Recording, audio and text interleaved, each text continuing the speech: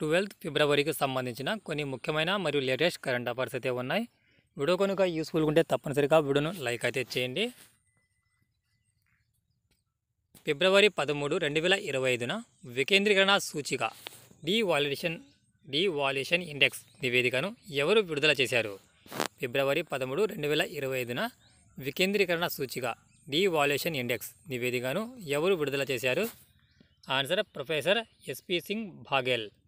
ఫిబ్రవరి 13, 2025న పంచాయతీరాజ్ మరియు మత్స్య పశుసంవర్ధక మరియు పాడి పరిశ్రమ శాఖ సహాయ మంత్రి ప్రొఫెసర్ ఎస్పి సింగ్ బాఘెల్ న్యూఢిల్లీలో అధికార వికేంద్రీకరణ సూచిక డీవాల్యుయేషన్ ఇండెక్స్ను విడుదల చేశారు. ఈ సూచిక పంచాయతీరాజ్ సంస్థలకు శక్తివంతం చేయడం ద్వారా సహకార సమాఖ్యవాదం మరియు స్థానిక పాలనను బలోపేతం చేయడం లక్ష్యంగా పెట్టుకుంది. మాథ్యూ బిట్కే తన తొలి వన్డే మ్యాచ్లో ఏ జట్టుపై 150 పరుగుల చేశాడు? మాథ్యూ బిట్కే తన తొలి వన్డే మ్యాచ్లో ఏ జట్టుపై 150 పరుగులు చేశాడు? న్యూజిలాండ్. 26 ఏళ్ల దక్షిణాఫ్రికా క్రికెటర్ అయిన మాథ్యూ బిట్కే తన ఓడిఐ తొలి వన్డే మ్యాచ్లో న్యూజిలాండ్పై 150 పరుగులు చేశాడు. ఈ ఘనత సాధించడానికి అతను మొదటి ఆటగాడిగా నిలిచాడు. భారతదేశంలో మొట్టమొదటి స్వదేశీ ఆటోమేటెడ్ బయో మెడికల్ వ్యర్థాల శుద్ధి కర్మాగారం శ్రీ జనంను ఎవరు ప్రారంభించారు? Answer doctor Jitendra Singh.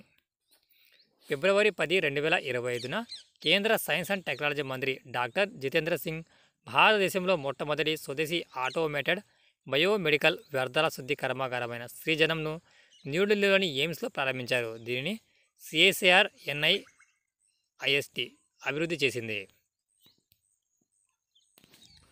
Who is organised the donate organs save lives initiative? Answer ICC.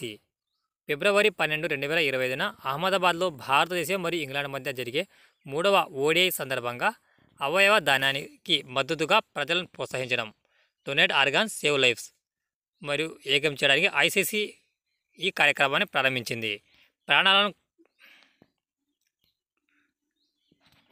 ICC అధ్యక్షుడు జైషా ఈ కార్యక్రమాన్ని ప్రకటించారు.